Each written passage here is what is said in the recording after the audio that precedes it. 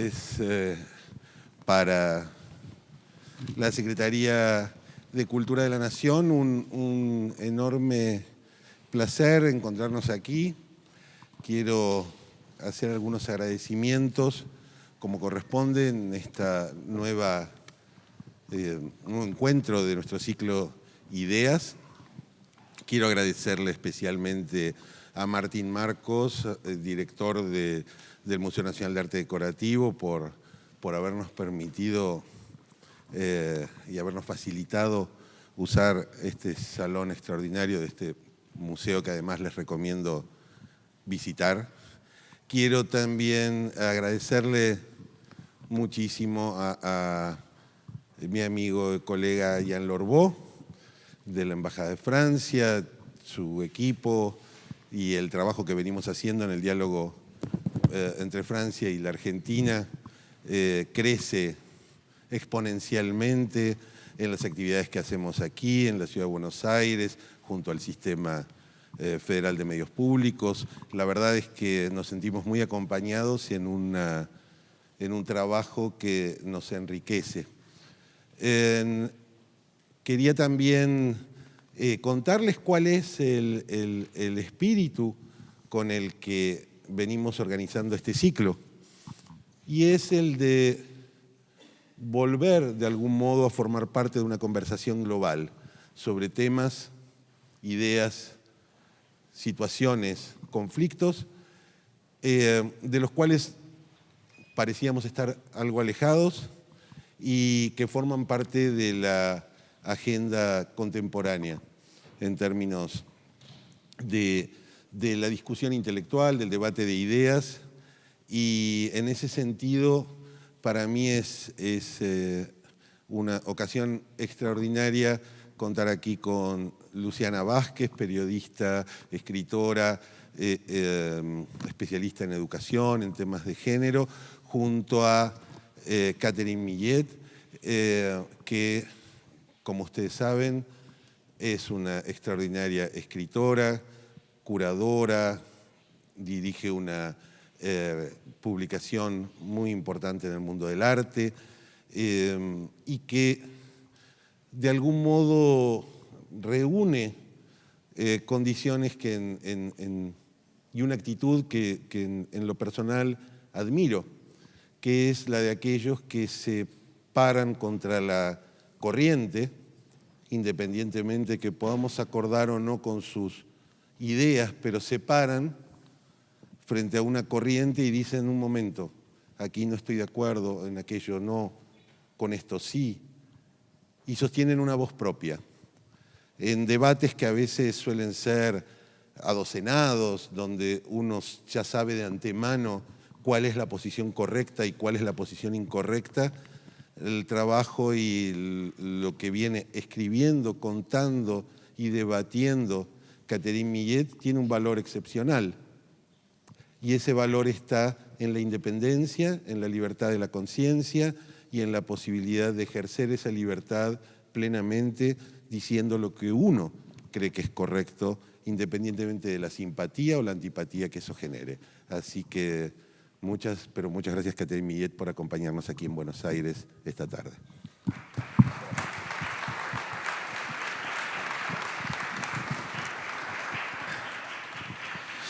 Monsieur le ministre, cher Pablo Avelluto, monsieur le directeur du Musée des Arts Décoratifs, cher Martín Marcos, queridos amigos, si ustedes quieren aprender francés, tenemos la dirección de la Alianza Francesa, porque no sé si lo informaron a la entrada, pero el ministro decidió que la conferencia se hacía en francés. No, es una broma, está bien, está bien.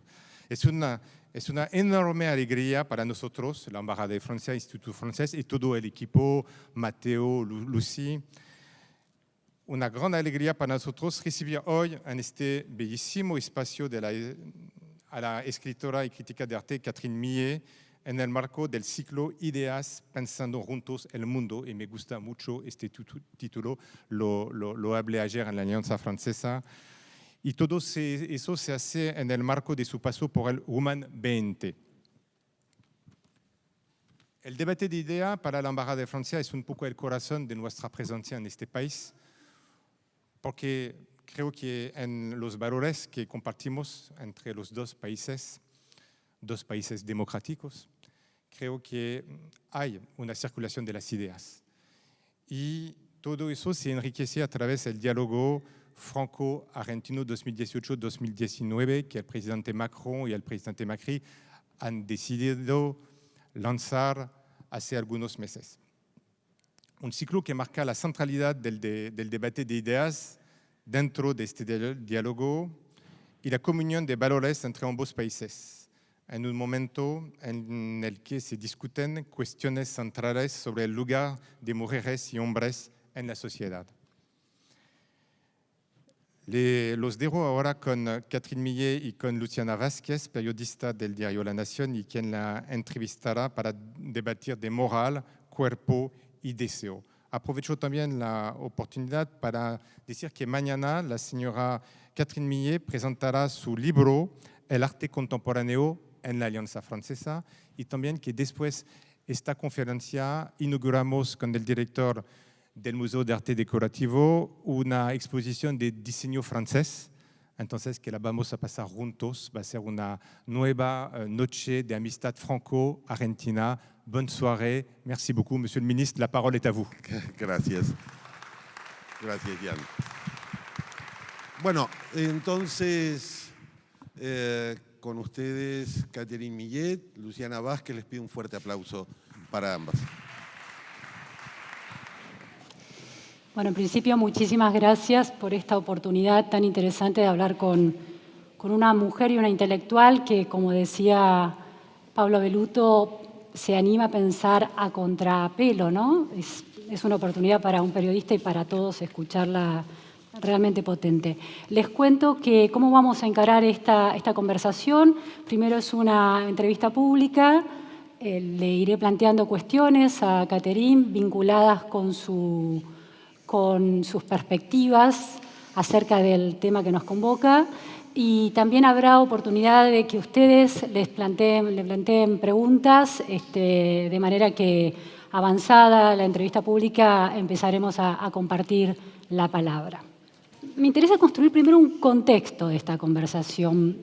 Seguramente la inmensa mayoría de esta audiencia conoce a Catherine Millet, ha leído algunos de sus libros, conoce su intervención en el debate público en torno al feminismo en los últimos meses. Pero, de todas maneras, para dejar seteado claramente el peso específico de esta intelectual, de esta mujer, de esta persona, a la hora de correr límites, voy a leer un párrafo de su libro de 2001, La vida sexual, de Catherine M., donde Catherine cuenta muy detalladamente su despertar a la sexualidad y su vida sexual a lo largo de los años. Es un párrafo contundente, escandaloso para algunos oídos, pero me parece interesante y a partir de ahí construir una primera pregunta. En las partuzas más concurridas en las que participé, podía haber 150 personas más o menos, no todas follaban, es una traducción española, algunas solo habían ido a mirar, de entre las cuales podemos calcular que yo acogía el sexo de alrededor de una cuarta o quinta parte, según todas las modalidades, en las manos, en la boca, por el coño y por el culo.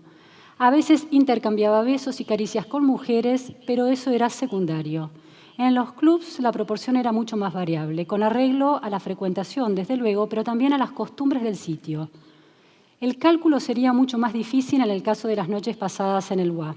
Solo habría que contar los hombres a los que se la he mamado con la cabeza arrinconada contra el volante y los hombres con los que me tomé el tiempo de desnudarme en la cabina de un camión y descontar los cuerpos sin cabeza que se turnaban al otro lado de la portezuela del coche, meneando con una mano frenética su minga en diversos grados de rigidez, mientras que la otra se zambullía por la ventanilla abierta para amasarme enérgicamente el pecho. Hoy soy capaz de contabilizar 49 hombres de los que puedo afirmar que su sexo ha penetrado en el mío y a los que puedo atribuir un nombre, o por lo menos, en algunos casos, una identidad. Pero no puedo computar a los que se confunden en el anonimato. En las circunstancias que rememoro aquí, y aunque hubiese en Las Partuzas gente que conocía o reconocía, el encadenamiento y la confusión de los retazos y los coitos eran tales que si bien distinguía los cuerpos, o más bien sus atributos, no siempre distinguía a las personas. E incluso cuando recuerdo los atributos, debo confesar que no siempre tenía acceso a todos. Algunos contactos son muy efímeros y aunque pudiese con los ojos cerrados reconocer a una mujer por la suavidad de sus labios, no la reconocía forzosamente por contactos que podían ser enérgicos. Ha habido ocasiones en que solo después caía en la cuenta de que había intercambiado caricias con un travestido. Estaba en brazos de una hidra, y ello hasta que Eric se separaba del grupo para venir a despegarme, como dice él mismo, como un hueso de la carne. C'est pas moi qui lui ai demandé. Yo no le pedí a ella que leyera este pasaje. Un poco para ponerle carnadura, y es una palabra muy apropiada, es decir, hay una intelectual que piensa en abstracto, pero que ha vivido muy en concreto todas estas cuestiones. Y la primera pregunta que te quiero plantear, Caterina, a partir de la lectura de este párrafo, que es una muestra muy representativa de lo que fue aquel libro, súper traducido y súper bestseller, es si este nivel de libertad sexual vale para convertirte inmediatamente en una feminista de algún tipo, en el sentido en que tu libertad sexual es tan libre como la de los hombres en términos de las cantidades, de las variaciones y de la libertad para exponer esas aventuras.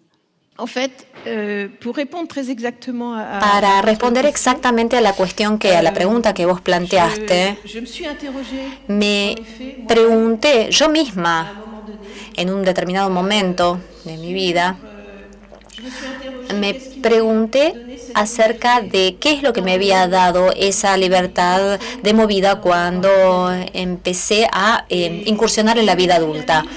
Yo había escrito un libro, creo que es el único que no fue traducido al español, desgraciadamente, que cuenta mi infancia y mi adolescencia, porque de hecho en este relato yo quería entender qué era lo que me había dotado de esa libertad. No es una convicción feminista lo que me dio esa libertad. Yo creo que lo que estuvo involucrado fueron otros factores. Quizás este no es el lugar donde se pueda profundizar en eso, pero durante muchísimo tiempo, durante los primeros años de mi vida adulta y de mi vida profesional también, yo hice uso de una libertad que era una libertad no solamente sexual, sino también una libertad moral, una libertad en lo que es la expresión de mis opiniones estéticas desde mi lugar de crítica de arte, sin darme ideas a priori, o sea, ideologías a priori que fueran, por ejemplo, las ideologías del feminismo. Yo no estaba asentada en una actitud de reivindicación. Esto también porque, bueno, yo tenía la suerte de ejercer mi profesión en un entorno que era extremadamente abierto, liberal, y donde las mujeres podían fácilmente encontrar su lugar. Entonces, con respecto a esta cuestión del feminismo, yo casi como que tengo ganas de decir que no es la escritura de la vida sexual de Catherine M. que me volvió feminista, sino más precisamente fue la publicación de este libro, el hecho de haber sido traducido a muchísimos idiomas, que hizo que yo viajara por todo el mundo, que me encontrara con públicos muy diferentes a través de todo el mundo, inclusive que haya tenido la oportunidad de encontrarme con muchísimas mujeres también, y que de hecho mi libro, donde yo cuento cosas extremadamente íntimas, hizo que por otro lado yo recibiera confidencias. Yo recibí cientos y cientos de cartas, por ejemplo, como resultado de la publicación de este libro, y también tuve la oportunidad de hablar con muchas mujeres, pero también con muchos hombres. Y quizás en este proceso, como parte de este proceso, al final yo me sentí más, yo diría que me sentía como compartiendo más cantidad de valores o de posiciones, de posturas con las mujeres. Y fue así que, bueno, claramente te meten en un determinado rol. Yo me había transformado en esta mujer que había escrito este libro acerca de la sexualidad, con lo cual forzosamente me interpelaban con respecto a la temática y también me interpelaban como mujer. Entonces, posiblemente si hay un cierto feminismo en mí, de hecho ese feminismo fue producido por la publicación de La vida sexual de Catherine M.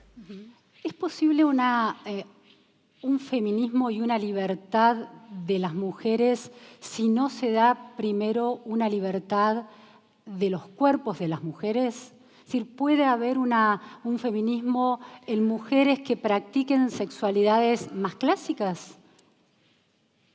¿O hay una moral corporal?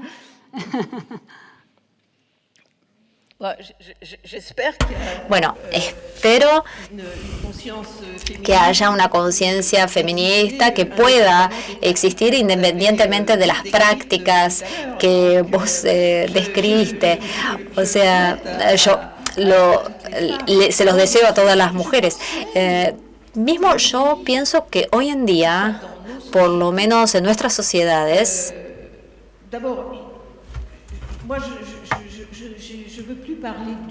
yo no voy a hablar del feminismo. Estos últimos meses hay diferentes corrientes que se expresan dentro de lo que es el feminismo. En el seno del feminismo hay corrientes o vertientes que mismos son antagonistas con respecto a determinadas cosas, especialmente con respecto a lo sexual.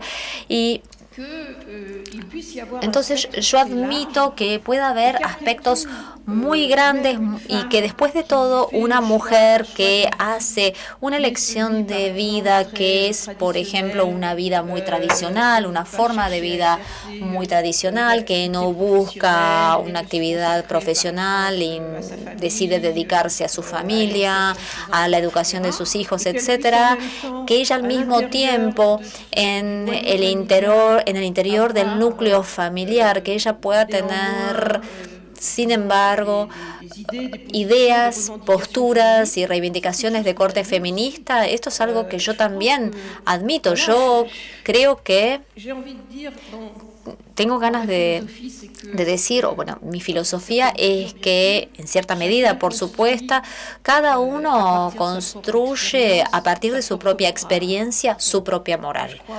Creo también que se puede decir que cada mujer, a partir de su propia experiencia, de sus deseos, puede construir su propio feminismo. Ahora, es interesante esto que planteas de la propia moral, ¿no? Una moral individual que aún entre mujeres que parecen no tener gestos ostensiblemente sociales en términos de feminismo, podrían de todas maneras tener al interior de sus vidas privadas momentos feministas o ciertas concepciones feministas. Ahora, el problema con el feminismo o con la discusión en torno a las cuestiones del feminismo hoy es que se ha convertido en una especie de regulador de la moral, un regulador colectivo que de alguna manera atenta contra las voces diferentes e individuales. Vos has señalado eso de alguna forma en relación al movimiento Me Too. Yo también pienso que el feminismo hoy en día tiene una historia que para la adquisición de una cierta cantidad de derechos que tienen que ver con, en primer lugar, la vida social, por ejemplo, el derecho al voto. Yo creo que una movilización general de las mujeres, el hecho de sentirse unidas como parte del mismo movimiento, era algo absolutamente necesario, y es así que, en efecto, los estados han cedido a esto y han aceptado el voto como derecho de la mujer, algunos más temprano y otros más tarde. Esto es algo inscrito en la historia. Hoy en día, justamente porque ha habido de estas conquistas, hay una ramificación de las reivindicaciones feministas y una diversificación de las aspiraciones de las mujeres. Pienso que claramente, aunque todavía hace falta cambiar algunas leyes, como se sabe muy bien que hay que cambiarlas aquí en la Argentina, el hecho de que haya una movilización general es una cosa necesaria, porque eso pone de relieve los derechos, eso pone de relieve la organización general de la sociedad. Hoy día, cuando se trata de la intimidad, de la relación particular que una determinada mujer puede tener con un determinado hombre, cuando hablamos de la manera como uno quiere vivir su sexualidad, qué tipo de experiencias queremos tener, porque ahora se habla de la sexualidad como una experiencia. Entonces, bueno, ¿qué tipo de experiencia cada uno tiene ganas de tener? Eso tiene que ver con la decisión de cada uno. Cada uno tiene que decidir si quiere tener una vida llena de aventuras, de vivir de levantarse muchísimos hombres, o bien lo contrario, de tener una vida sexual más bien regular, más bien clásica. Eso depende de la decisión de cada uno en particular. Cuando algunos amigas tomamos nuestra posición contra lo que yo llamaría los excesos o el desborde del movimiento Me Too, fue a partir de estos principios que actuamos, porque cada uno entre nosotros no tiene el mismo vínculo con la sexualidad, por supuesto, no tenemos los mismos vínculos con los hombres y no consideramos de la misma manera, es decir, no se juzga de la misma manera el mismo acto generado o realizado por un hombre. Para dar un ejemplo. Un ejemplo que fue bastante ruidoso, que generó bastante ruido en Francia. Una mujer acusó a su colega, un periodista, de haberle pellizcado la cola. Bueno, en un corredor de la oficina, le pellizcó la cola, escándalo. Bueno, porque la concepción que ella tenía, su relación con su propio cuerpo, su relación con ese hombre en particular, quizás su relación con los hombres en general, era muy particular. Obviamente que no digo que esté bien este tipo de vínculo que ni yo ni las amigas con las cuales nosotras redactamos este texto tenemos con los hombres. Si a mí me hubiera pellizcado la cola a un hombre, yo le hubiera dado una bofetada y listo. Bueno, ya está. No me gustás, basta, andate. O quizás lo hubiera dejado, no lo sé. Pero yo lo que quiero decir es que cada una de nosotras reacciona de manera muy diferente a una situación acá. Así, cuando se trata de actos de esta naturaleza, y muchas veces es eso lo que es la cuestión que se debate en los diarios franceses, en las revistas y en las redes sociales, nosotros encontramos que querer normalizar a partir de hechos de este orden, normalizar el vínculo entre los hombres y las mujeres o regularlo, eso tiene que ver con un deseo totalitario, esta voluntad de regular. Desgraciadamente hay países que se alinearon con esto porque, por ejemplo, Suecia aprobó una ley que pretende, codificar los vínculos amorosos, las relaciones amorosas. Para mí, eso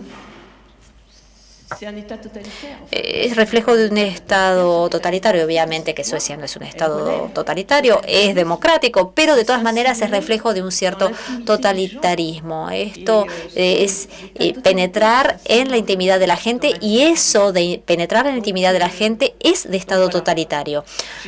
O sea, bueno, yo sé que te respondí durante muchísimo tiempo. No, es muy interesante. Ahora, entiendo que la idea de que cada uno percibe y vive su experiencia de relación, de atracción con un otro, no importa de qué género, de una manera muy personal, es muy entendible. Ahora, ¿qué te parece esta idea de que en realidad aún aquellas mujeres que creen estar obrando libremente y de acuerdo con sus morales particulares, el feminismo sostiene que en realidad está completamente atravesada y condicionada por el heteropatriarcado, que hay una dominación que ha permeado muy profundamente en las capas de la sociedad, que de alguna manera condiciona aún a aquellas mujeres que se creen muy libres, pero que en realidad están también atravesadas y dominadas inconscientemente por ese heteropatriarcado que es necesario desmontar y que la denuncia pública contribuiría a eso.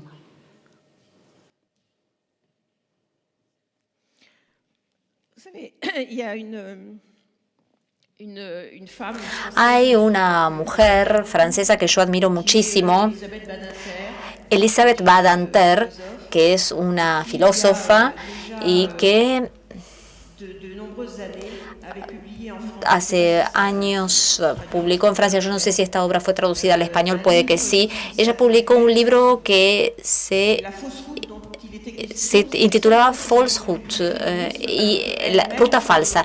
O sea, ella misma se reivindicaba y se reivindica hoy en día como feminista. Ella hablaba del feminismo, y una de las cosas que ella reprocha a este feminismo un poco hegemónico es el hecho de que estas mujeres, como por ejemplo las que vos describís, que sobreentienden mismo inconscientemente que estas mujeres podrían estar sometidas a la ley patriarcal.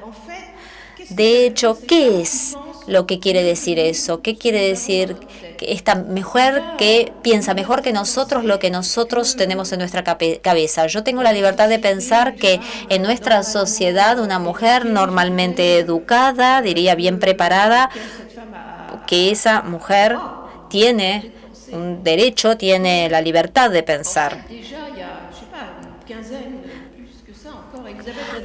Elisabeth Badinter en su libro entonces denunciaba este hecho. Estas feministas nos querían explicar que nosotras sufrimos aunque no sintamos que estamos sufriendo. Entonces, bueno, esto también se dio en otras épocas y en el ámbito político también, donde se subestimaba el pensamiento individual. Entonces, mi respuesta con respecto a esta cuestión del patriarcado es que yo creo que es muy variable. Por ejemplo, yo donde yo ejerzo mi profesión, el entorno en el cual yo me muevo, yo no pienso que sea en absoluto un entorno patriarcal, para nada. Por otro lado, o en cambio, en otros sectores de la sociedad francesa, estoy hablando de la misma sociedad, la sociedad francesa,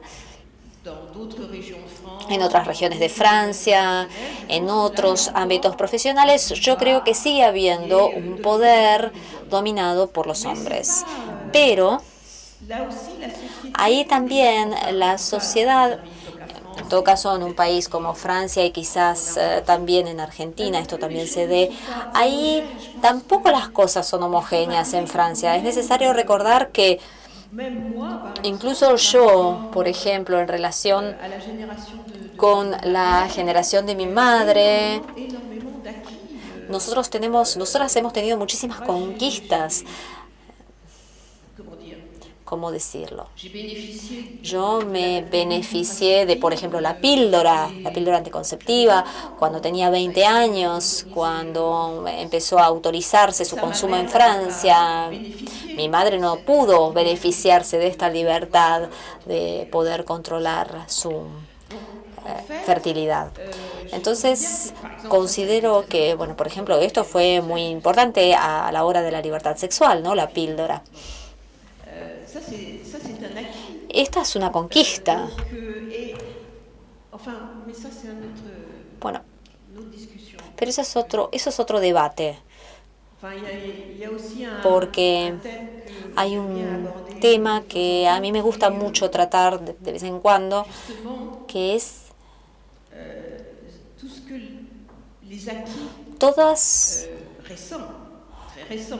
todo lo que las conquistas recientes en relación con la historia de la humanidad, todas las conquistas de las mujeres, ¿qué provocan en los hombres estas conquistas?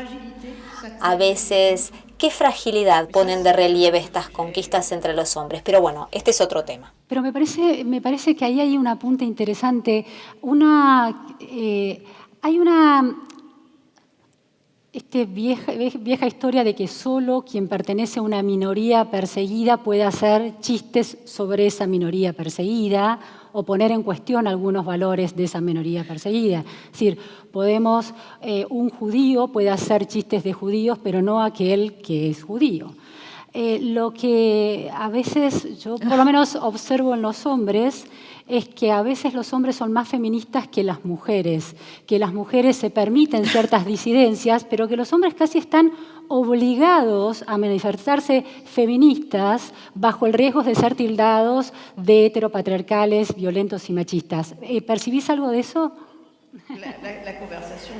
La conversación está evolucionando. Te íbamos a hablar de las mujeres y ahora ya estamos hablando de los hombres. Bueno. Parecen arrinconados, parecen casi arrinconados para decirse feministas, aunque en la privacidad quizás no estén tan convencidos.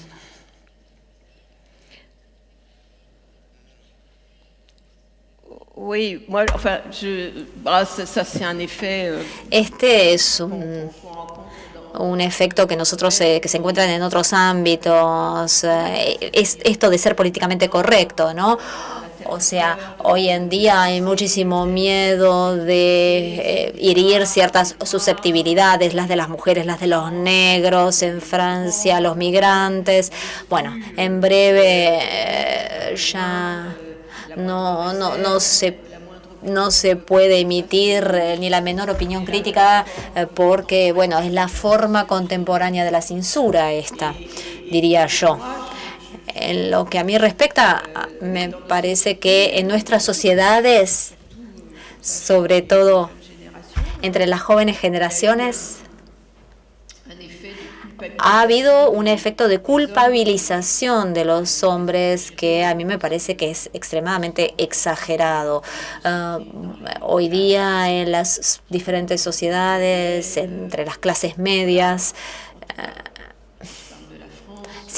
si hablo de Francia, el machismo está muchísimo menos presente que durante las generaciones anteriores. Yo siempre digo que en París, bueno, yo decía recién que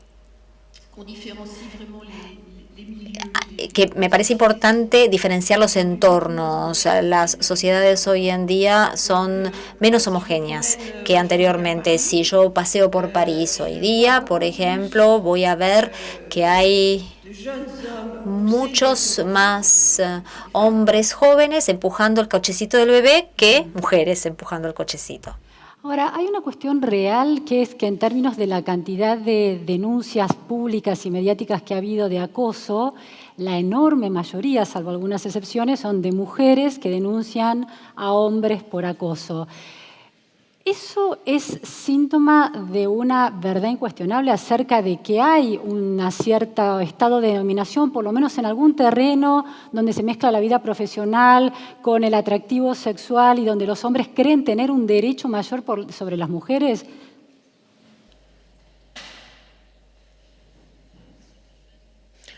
Oui, enfin ça je le nie pas et cette fameuse tribune hay, bueno, nosotros justamente hablamos de eso en nuestro manifiesto, el manifiesto que publicamos en Le Monde. En las primeras frases, y esto, bueno, ya lo dije, hay situaciones sociales, contextos profesionales en los cuales una mujer, sin lugar a dudas, puede sufrir una especie de chantaje, por así decirlo, de parte de un hombre que es su superior a nivel jerárquico. Y es necesario saber que en Francia hay leyes que condenan el acoso sexual en el ámbito profesional.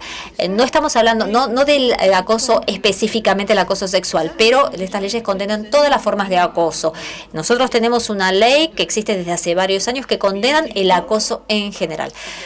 Por supuesto, siempre menciono el ejemplo de, por ejemplo, una vendedora en una tienda por departamentos que tiene un superior jerárquico que se la quiere levantar y durante un periodo de desempleo ella no quiere perder su puesto de trabajo y esa chica es una víctima. Claro, esa chica es una víctima.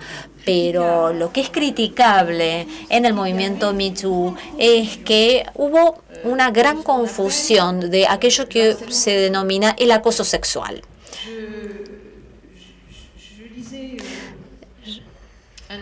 Yo estaba leyendo esta mañana un artículo en una publicación semanal francesa que se llama Le Point.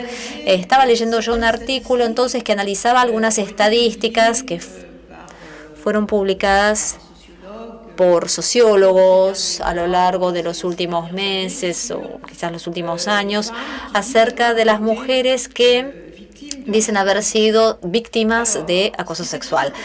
Ahora bien, lo que es muy interesante es que el análisis que se hizo de todo esto revelaba que algunas mujeres ponían bajo el paraguas acoso sexual el hecho de haber sufrido una mirada insistente de parte de un hombre.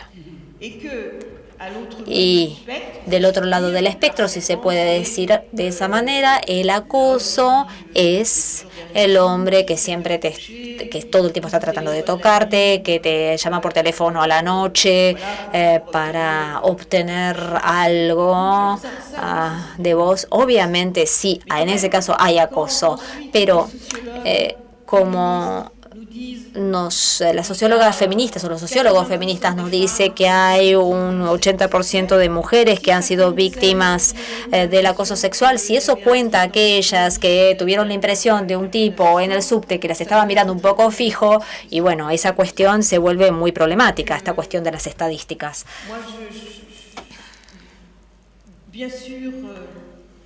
Por supuesto,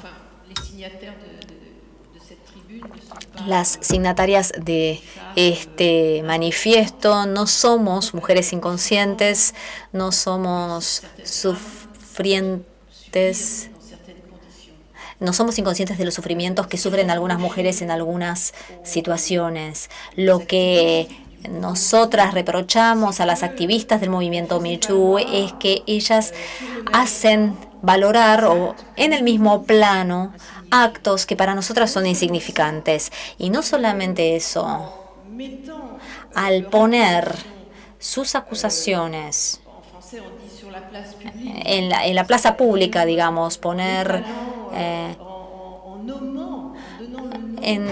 dando el nombre de los hombres que ellas acusaban, a veces por actos que desde mi punto de vista eran inofensivos, por ejemplo, una mirada insistente o una tocadita de cola, ellas con esas denuncias destruyeron vidas enteras. Un hombre de repente acusado de acoso sexual por razones de esta naturaleza, este hombre podía ver cómo su vida profesional quedaba destruida. Tengo un caso muy preciso que es el que me hizo reflexionar sobre toda esta cuestión, que me hizo también participar de toda esta lucha. Un artista que conozco que fue acusado públicamente de acoso sexual acoso sexista, de hecho, específicamente hay un pequeño matiz en francés. Sexual no es lo mismo que sexista en francés, lo mismo supongo yo que existe en español. Se trata de un coreógrafo, tenía espectáculos en el teatro, enseñaba en la Escuela de Bellas Artes y perdió todo esto. Las mujeres que lo habían acusado en las redes sociales nunca se presentaron ante un tribunal a presentar una denuncia formalmente, estas mujeres.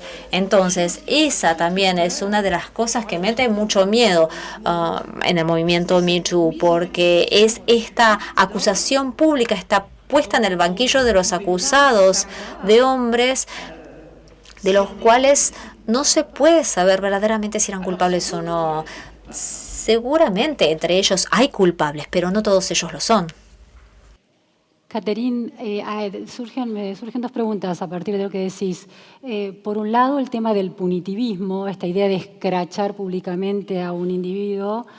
¿Cómo las democracias liberales, con sus mecanismos institucionales, la presunción de inocencia y el derecho a la defensa, pueden tramitar estos nuevos reclamos de un grupo de mujeres bastante, extendido, que sienten que hay nuevos delitos que antes no eran concebidos como tales? Por ejemplo, el pellizco de una cola en un ambiente de trabajo. Porque quizás lo que está sucediendo es que la democracia liberal no les está dando respuesta, el sistema legal y judicial no está dando respuesta a la percepción de nuevos delitos. No, alors, c'est... D'abord, moi je crois avant tout à l'état de droit. Ante todo, yo creo en el Estado de Derecho. Y sin lugar a dudas, el Estado de Derecho es imperfecto. No solamente en ese ámbito, en otros ámbitos también.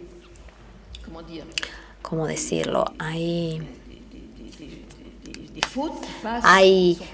faltas que van sin castigo, que de alguna manera se cuelan por entre los corredores de la ley, pero bueno, el Estado de Derecho es el medio menos malo que encontró la sociedad para regular las relaciones entre los conciudadanos.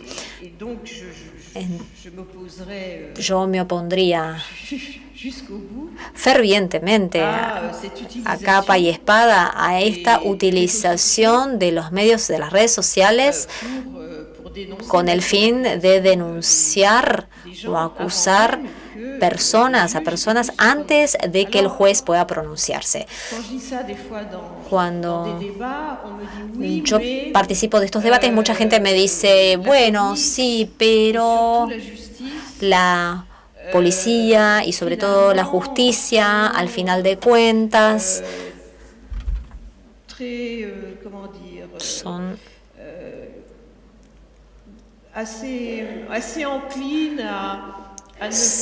se inclinan bastante, son bastante proclives a no condenar a los violadores. Con mucha frecuencia los procesos judiciales por violación nunca terminan, son demasiado largos y al fin y al cabo quedan como causa cerrada, digamos. Bueno, si eso es cierto, diría incluso que si... Yo hago algunas concesiones, como pueden ver. Si hay un efecto positivo del movimiento Me Too, puede decir que, por ejemplo, en las comisarías hay ahora más vigilancia de parte de los empleados de los policías si hay alguien que viene a presentar una queja, una denuncia. Este es uno de los efectos positivos. Hoy en día, cuando se va al nivel de los tribunales, de un proceso judicial, la cuestión se vuelve muy complicada porque los mismos juristas dicen esto. Yo recuerdo haber leído en uno de los diarios testimonios de abogadas que defendían mujeres violadas, y en estos testimonios las abogadas explicaban que la violación es uno de los crímenes más difíciles de probar. Y con mucha frecuencia esta es la razón por la cual los jueces tienen la tendencia a o bien dejar que el proceso judicial siga y siga y siga en la búsqueda de pruebas que nunca terminan de aparecer, o que bien terminen de emitir una sentencia nula porque al sobreseimiento porque no se encontraron estas pruebas. Yo tengo incluso el recuerdo de una abogada que decía que le pasó que tuvo que aconsejarle a una de sus defendidas a que no participara de un proceso porque iba a estar con este proceso judicial durante décadas, quizás, que iba a estar terminando obsesionándose por este juicio, que iba a quedar como instalada en la postura de víctima, y desde su punto de vista que yo comparto completamente, esto le iba a impedir dar vuelta a la página. Yo no sé si respondí a tu pregunta, pero... La idea de víctima es muy importante. Pellizco en la cola, no digo la víctima de una violación, pellizco en la cola, mujeres que se sienten, mujeres adolescentes, jóvenes que sienten que un profesor que mira su escote, un profesor que hace alusión a sus ojos, está incurriendo en acoso sexual. Vos señalás mucho que uno de los problemas de los efectos colaterales del Me Too es haber puesto el foco del rol de la mujer como víctima y de la construcción de la identidad de mujer como víctima. ¿Cuál sería entonces, si el sistema judicial no funciona del todo, si la denuncia en las redes sociales produce una enorme injusticia en todo caso y un punitivismo que no termina de cerrar? ¿Qué deberíamos aprender a hacer las mujeres? En el momento de reaccionar y confrontar a estos acosadores que no llegan a la violación, que están muy lejos de eso, que son acosos de la transacción diaria de los géneros. Es decir, la idea de que una mujer se deje de pensarse en la identidad de víctima y construya una identidad de luchadora en el aquí y ahora sería un camino. ¿De qué estamos hablando aquí? También estamos hablando entre nosotras ahora y, bueno, las mujeres que están presentes en el público. Yo pienso que, de hecho, ellas pueden adquirir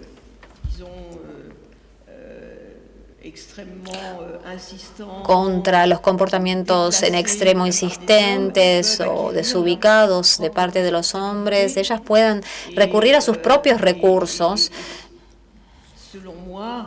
y, en mi opinión, ellas tienen la capacidad de defenderse.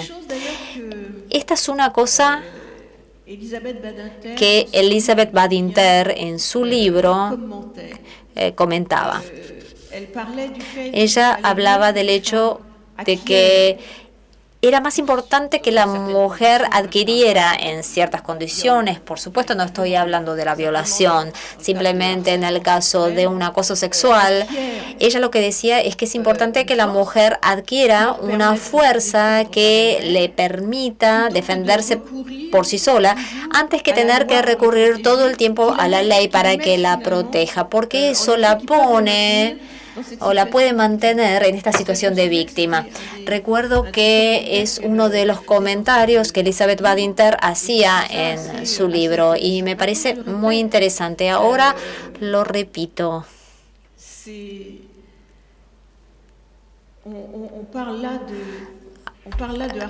Se habla de acoso sexual, no se habla de violación, no se habla de las mujeres, no estamos hablando de las mujeres violadas en condiciones atroces, no estamos hablando de las mujeres asesinadas, eso es harina de otro costal, estamos hablando de acoso sexual.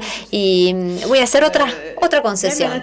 Mismo en el seno de lo que denominamos acoso sexual, hay una nueva ley que acaba de aprobarse, acaba de sancionarse en Francia, que condena el acoso en la calle.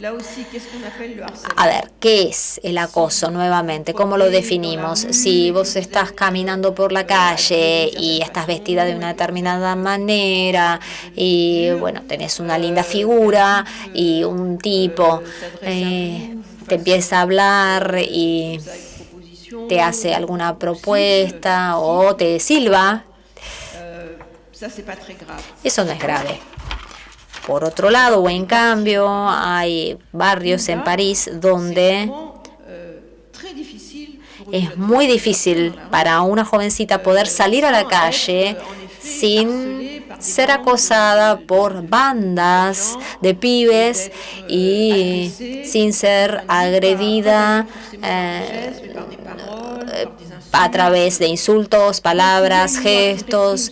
Entonces, el hecho de que haya una ley que reprima este tipo de comportamiento me parece muy bien, porque aquí se pasa a otra categoría, estamos pasando a otra categoría y hay testimonios, hay jóvenes que ya no pueden vivir en estos barrios, ya no pueden vivir como personas normales, no pueden salir normalmente a la calle sin ser agredidas, porque, por ejemplo, llevan una mini puesta o lo que fuera.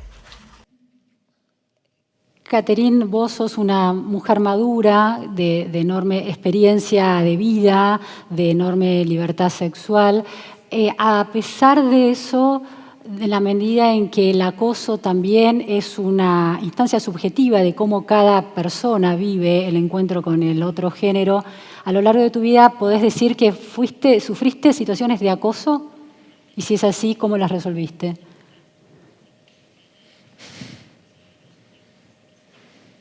Porque tus estándares son otros. Entonces digo, ¿aún así pudo haber sucedido?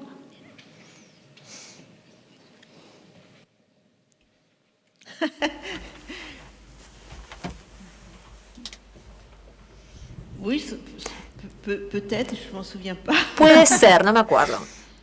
Oui, non, pas qui m'ait marqué. No nada que me haya marcado. Non, oui, si on a le temps, je peux raconter. Si tenemos tiempo, puedo contar una anécdota. Me acuerdo de hace muchísimo tiempo, Me acuerdo que me había seguido por la calle un joven. En esa época yo vivía en el barrio de Saint-Germain-des-Prés y antes vivía como en un último piso, en una habitación de mucama. Y un jovencito me había seguido por todas las escaleras hasta el 7º piso. Y bueno, yo empecé a subir las escaleras cada vez más rápido para escaparme de él. Entré a mi casa y cuando quise cerrar la puerta me metió el pie en el medio para evitar que yo pudiera cerrar la puerta. Y mi defensa fue que le di un beso en la boca. Y eso lo sorprendió. Y así fue como logré cerrar la puerta. Entonces, bueno, nosotros en esa época no teníamos la expresión acoso sexual, no existía, así que no sé si lo viví de esa manera, pero bueno, es una historia que ahora recuerdo porque vos me planteaste esa pregunta, pero la verdad me había olvidado. Interesante. Una de las ideas más disruptivas y delicadas que señalaste en los últimos meses en relación a la victimización es el tema de la violación, que las mujeres, a una instancia tan trágica y tremenda como una violación, no necesariamente el único camino es la percepción de sí mismas como víctimas y que, según señalaste, la palabra resiliencia había quedado muy por fuera de ese debate. Vos señalabas que hay una diversidad de reacciones posibles ante una violación y que para muchas mujeres la resiliencia puede permitirles transformarlas incorporarlas a su vida y seguir adelante, que de alguna manera se relacionan con tu anécdota, es decir, el acoso sexual, hiciste una especie de trampa del débil, eso de Sor Juana Inés de la Cruz, las tretas del débil, besás a tu acosador para sacártelo de encima. La idea de que las víctimas de violación, algunas al menos, pueden elaborar otra cosa sobre eso y seguir adelante sin referenciar toda su vida a ese tema.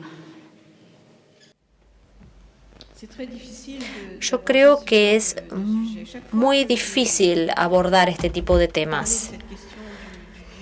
Yo hablé de esta cuestión de la violación como en este texto al que vos aludiste 2017 y de hecho este texto había sido rechazado por el diario Le Monde y fue finalmente el diario El País que decidió publicar este texto. Después fue retomado en Francia para decir que la libertad de expresión disidente de las mujeres no siempre es muy fácil de concretar durante esta campaña que se realizó el último año en relación con el Me Too. Esto es un paréntesis que acabo de señalar. Siempre señalé que yo siempre me expreso en nombre mío, a título personal. Soy yo, Catherine Millet, porque escribo libros, expongo mi intimidad de forma pública, que es a partir de lo que yo soy, de mi experiencia, que yo me expreso sobre esta cuestión de la violación. Y yo pienso, de hecho, que todo depende de la relación que cada mujer tiene con su propio cuerpo. Yo nunca tuve una fetichización de mi cuerpo.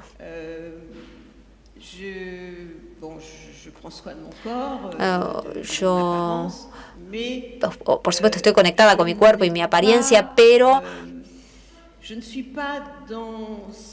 no estoy inmersa en esta lógica que me parece que hoy en día domina nuestras sociedades, que es esta lógica de la reificación del cuerpo, el hecho de considerar al cuerpo como un objeto perfecto, como una obra de arte, extremadamente frágil, que apenas se puede tocar porque si no se arruina, si no se puede destruir. Esta es la razón por la cual, si yo hubiera sufrido una violación en mi vida, y si esto no siempre sucede, sí, pero si yo hubiera podido recuperarme después de la violación y bueno, yo conservara mis manos, mis brazos, mis piernas, mi cuerpo hubiera conservado su integridad. En la medida que el cuerpo conserva su integridad, yo creo que yo hubiera podido encontrar en mí, por lo menos en mi conciencia, yo hubiera encontrado la fuerza necesaria para superar el trauma que esta violación hubiera podido provocar. Yo hago la diferencia entre mi cuerpo y mi conciencia. Mi conciencia puede permitirme tomar distancia en relación con lo que sufrió mi cuerpo. Una mujer víctima de violación, si yo tuviera un contacto con esa mujer y si yo tuviera la oportunidad de darle algún consejo, yo le diría: tu cuerpo está entero, aprovechalo a ese cuerpo. Intenta encontrar en tu conciencia la fuerza necesaria para, no, obviamente para olvidar, porque imagino que es imposible olvidar un episodio semejante, pero intenta darle a tu cuerpo otras experiencias que de alguna manera sirvan para sanar ese trauma. Y de hecho, lo que me alienta a hablar de esta manera es que después de la publicación de nuestro manifiesto, yo recibí, bueno, no cartas, porque ahora la gente no escribe más cartas, pero recibí mails de mujeres. De hecho, me llamó mucho la atención porque recibí mails de mujeres que ya conocía, mujeres que yo frecuento en mi ámbito profesional y que me decían que, yo pienso en una en particular, una joven que había sido violada cuando era muy chica. Y ella firmó nuestro manifiesto porque su experiencia había sido que ella había preferido dar vuelta a la página de este trauma y tener una vida amorosa y sexual normal.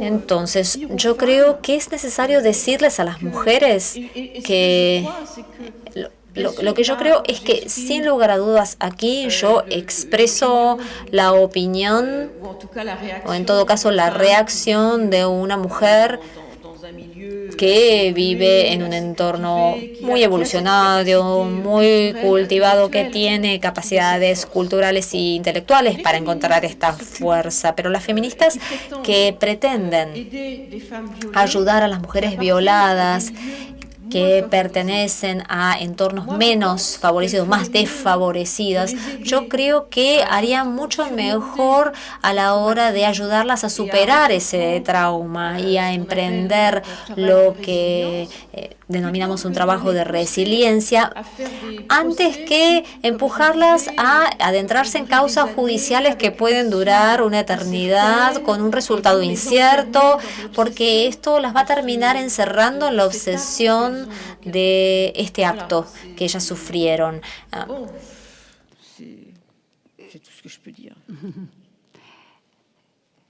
Catherine, uno de los ejes de la discusión feminista, del debate feminista del Me Too, es el consentimiento. La idea de que hombres y mujeres, a partir de ahora, de esta toma de conciencia de que el riesgo de acoso, sentirse acosado, estar acosando sin darse cuenta, está presente, debe haber un consentimiento pleno y racional de hombres y mujeres, si pensamos en relaciones heterosexuales, a la hora de iniciar una escena sexual. Ahora, ¿es posible el consentimiento pleno y racional en una escena sexual que es un continuo? Que es decir, se inicia, pero tiene múltiples variaciones, múltiples descubrimientos de aquello que ni siquiera creíamos que deseábamos y deseamos mientras estamos en esa escena sexual, pero terminada esa escena sexual quizás decimos, no sé si quería hacer eso, pero mientras estaba lo hice y lo disfruté. ¿Es posible la racionalidad pura del consentimiento?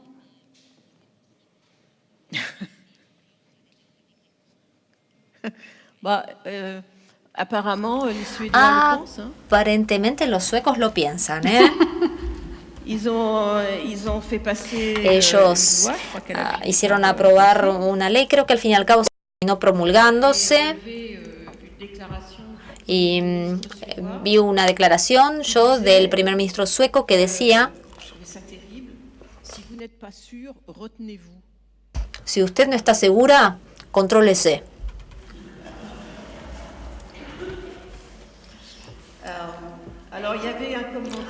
Había un comentario, puede ser que quizás la única respuesta que se puede dar. Había un comentario muy gracioso en un artículo de un filósofo, Slavoj Žižek, que es muy divertido, muy perceptivo. Slavoj Žižek dice, bueno, está bien, ok, es necesario establecer un acuerdo explícito antes de tener una relación sexual. Ok. Entonces, ¿qué es lo que sucede si en el momento del acto, en sí mismo, los protagonistas se desvisten y ante la mirada, ante la contemplación del órgano sexual del señor, la señora se siente completamente decepcionada? Entonces, ¿qué es lo que está previsto en el caso de ruptura del contrato, en ese caso específico? Bueno, yo creo que eso muestra a las claras todo lo que puede ocurrir, todo lo que puede haber de aleatorio en la relación entre hombre y mujer, entre dos hombres, entre dos mujeres. Esta idea de poder codificar los vínculos entre los seres, yo creo que eso no es más que una fantasía. Para mí, esto remite a estas ideologías que crecieron tanto en el siglo XX. Esto de poder generar un hombre nuevo, poder crear un hombre nuevo que sería un hombre completamente maestro de sí mismo. Estoy diciendo hombre, pero también mujer, o sea, seres humanos que son maestros de sí mismos, ¿no? Que se controlan completamente. Esta ideología que tuvo efectos catastróficos durante el siglo XX. Entonces, ese es el... bueno, fue Zizek quien dijo eso. Vamos a invitar al público a formular preguntas, las que deseen. Levanten la mano. No veo mucho por la... Allí hay una mano levantada. A ver, sí, esa mano es... Sí, vos, anteojos me parece que tenés. Sí. Bueno, muchas gracias por este espacio. Yo quiero preguntarle, se habló fundamentalmente del tema de la violencia hacia las mujeres. Mi pregunta es, ¿usted cree que la violencia hacia las mujeres es una diferencial de la violencia con la que se vive en la sociedad hoy, ya sea en lo social, lo cultural y lo económico? No te entendí, no entendí la pregunta. La violencia qu'on fait à les femmes et la violence qu'on vit toujours dans la société, dans la culture, dans l'économie. Repite la pregunta. Sí, es interesante esto.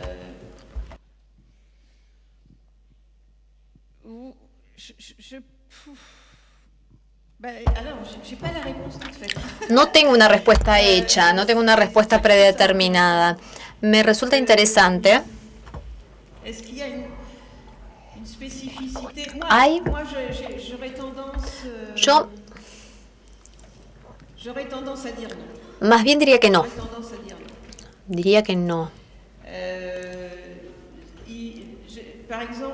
Por ejemplo,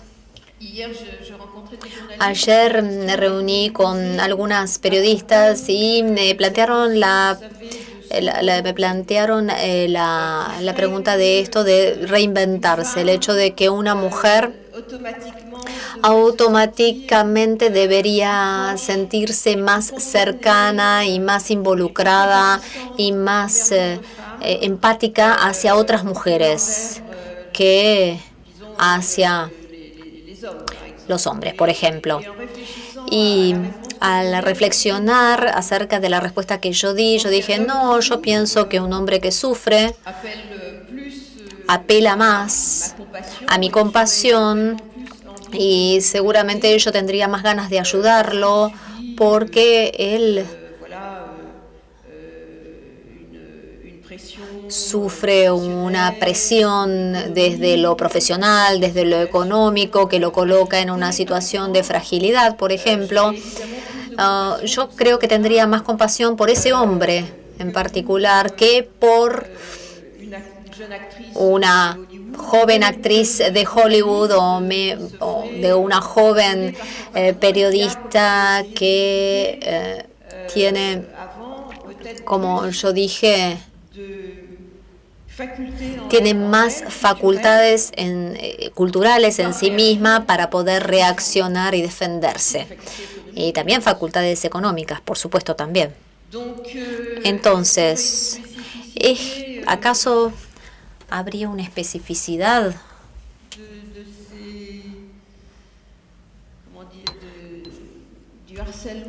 del acoso que sufren las mujeres en relación con el acoso social que sufren algunos hombres? Para mí no. Para mí no. Puede ser porque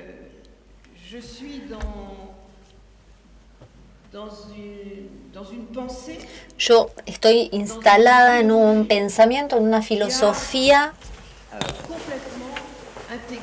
que ha integrado completamente la igualdad entre el hombre y la mujer. Quizás es por eso. Quizás porque pienso que vivo en una sociedad que realmente integró esta igualdad y eso es lo que a mí me permite responder de esta manera. Hay una pregunta que me gustaría hacer, que he estado pensando porque la conferencia ha girado alrededor de la intimidad y el acoso entre el hombre y la mujer. Y me preguntaba si tenía alguna diferencia esta intimidad y el acoso entre los mismos géneros, que también se puede dar en personas del mismo género, no en personas de distinto género. Esta es una pregunta. Y la otra pregunta que me parecía muy interesante era que, si podía desarrollar un poco más esta idea que usted planteó de que todas las conquistas de las mujeres ponen de relieve la fragilidad de los hombres. Muchas gracias.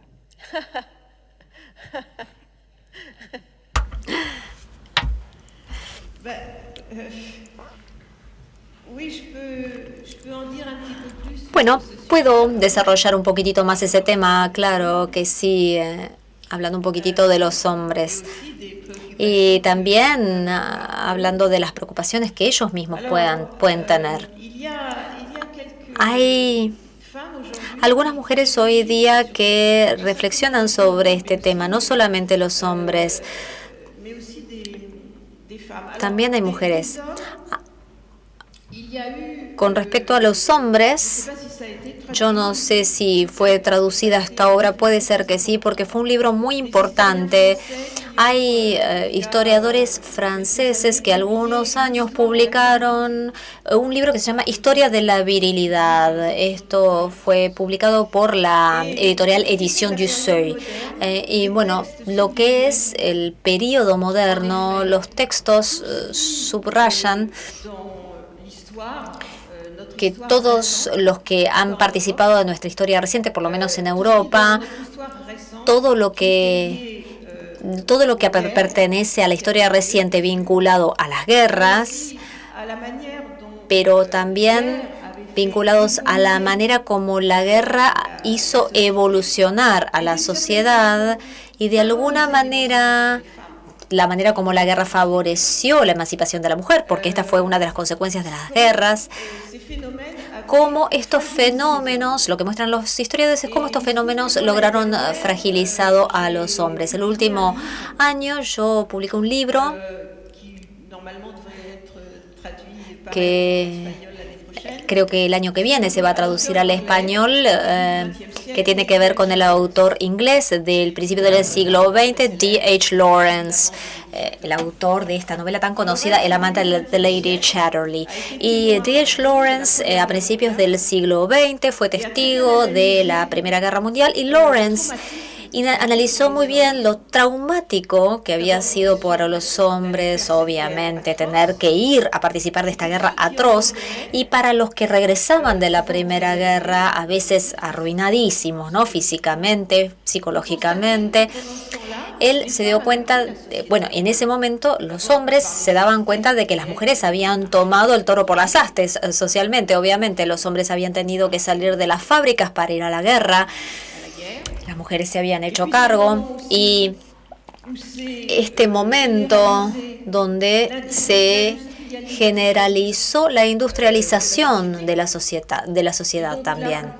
Entonces, para remitirme a la otra pregunta que se me planteó, los hombres que en un entorno rural eran los dueños y señores, de repente tenían que pasar a trabajar en una fábrica bajo la dominación de un jefe, de un dueño, lo cual a principios del siglo XX era menos conciliador que hoy en día. Y después la sociedad siguió evolucionando en esta dirección. Las mujeres siguieron ocupando cada vez más puestos cada vez más importantes en la sociedad, los valores sobre los cuales se apoyaban los hombres, todo lo que definía la virilidad, como por ejemplo la fuerza para trabajar, empezó a adquirir, todos estos rasgos empezaron a adquirir cada vez menos importancia en la sociedad para tener éxito en la vida. Ya no era necesario o no era suficiente ser un hombre físicamente fuerte. Y otra cosa que es muy interesante, no sé cómo fue la experiencia acá en la Argentina, pero se hicieron muchos estudios en Francia y en Europa que muestran que las niñas en la escuela superan a los niños, a los varones. Ellas son mucho más exitosas en sus estudios que los varoncitos. Y lo mismo se aplica para los jóvenes. Esto también es un factor de fragilización. Y después, obviamente, el hecho de que la procreación es algo de lo cual quedan completamente apartados. Los hombres son las mujeres las que deciden si quieren tener o no un hijo, gracias a los métodos anticonceptivos. Entonces, los hombres perdieron una serie de cosas sobre las cuales ellos se apoyaban para tener poder y sobre todo para tener poder sobre las mujeres durante siglos y siglos. Entonces, bueno, le estoy compartiendo un análisis que no es mío, es un análisis que reúne una serie de lecturas que yo tuve la oportunidad de hacer y que es más que nada emanan de los historiadores y que ahora están siendo retomadas por algunos autores que se dedican a la mujer. Yo no sé si respondí a la pregunta. Aquí adelante hay una señora. Sí. Hola. Bueno, muchas gracias. Hago así porque no veo nada. Tengo me están enfocando mucho los focos sobre los ojos y no hago así no te veo. Bueno, no, se me ocurrió una reflexión acerca de lo que decías de esto de que la mujer, por ejemplo, que ha sufrido un acto de violencia, que en este caso nos referíamos a la violación, pero podría ser también un robo, una ampulación, no sé, alguien que en la calle le roba y le hiere o algo por el estilo. Concuerdo con vos el tema de que la solución a ese acto de violencia o de injusticia no es victimizarse, sino, o sea, tal vez para superar esto no es por el lado de que ella se tenga que victimizar, pero sí me parece, digamos, generar una justicia hacia ese acto, o sea, una denuncia, digamos, porque la persona, por ejemplo, que viola, puede violar a otros, como el asesino que asesina, puede asesinar a otros, el ladrón también. O sea, está bien que la mujer no se victimice, pero sí creo que corresponde la denuncia. Esto puede ser pública, como el escrache, o mejor la denuncia ante la justicia, ¿no? Para que se pruebe, digamos. O no, si hubo un culpable. O sea, No quiero ser malentendida, por supuesto. Yo no dije que no haya que condenar a los violadores, Y una vez que se comprueba que hubo una violación y que se pronunció sentencia, yo estoy completamente a favor. De hecho, hubo algunos casos en Francia que mostraron que la justicia a veces había sido demasiado laxa y que cuando uno dice Cuando uno habla de una condena a perpetuidad, una cadena perpetua, esa no quiere decir que la persona vaya a quedarse en la cárcel hasta el final de sus días. En general, el criminal es liberado después de una cierta cantidad de años. Y de hecho, hubo muchas causas en Francia, muchos casos en Francia que mostraron que un violador, por ejemplo, y que terminaba siendo liberado de la cárcel, una vez liberado volvía a violar, y no solamente violación realmente criminal, ¿no? Que tenía, por ejemplo, como consecuencia la muerte de la mujer violada, no solamente la violación, sino la muerte de la víctima. Entonces, obviamente yo lo que estoy a favor es cuestionar estas falsas condenas a perpetuidad o estas falsas cadenas perpetuas. Este es un debate que está teniendo lugar. También es un debate filosófico muy importante porque plantea la cuestión de saber si el ser humano puede o no corregirse de alguna manera, puede mejorarse de alguna manera. Mi opinión es que no, desgraciadamente. Pero estoy de acuerdo con lo que vos señalaste, y cuando yo hablé del hecho de que algunos juicios de violación nunca terminaban en sentencia firme, es porque el caso o el acto no había sido comprobado. Pero obviamente si la violación se comprueba, hay que condenar al violador con la pena máxima. Bueno, hemos llegado hasta aquí, ya no tenemos tiempo para más preguntas. Yo me quedo con reflexiones muy interesantes sobre la igualdad entre los hombres y las mujeres, la democracia como la vía y las instituciones de democracia como la vía para solucionar y dirimir las diferencias que haya, una reflexión sobre el consentimiento y sobre la idea de victimización de las mujeres. Así que muchísimas gracias a una intelectual de la talla de Catherine Millet para pensar estas cosas. Y gracias a ustedes. Oui. C'est moi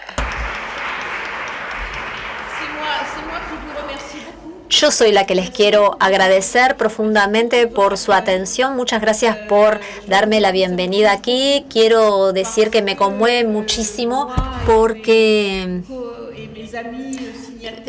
no solamente yo, sino mis amigas, las que firmamos este famoso manifiesto de Le Monde, fuimos atacadas muchísimo en Francia, fuimos agredidas muchísimo en Francia. Por eso es un placer realmente estar ante un público dispuesto a escuchar voces diferentes. Muchas gracias.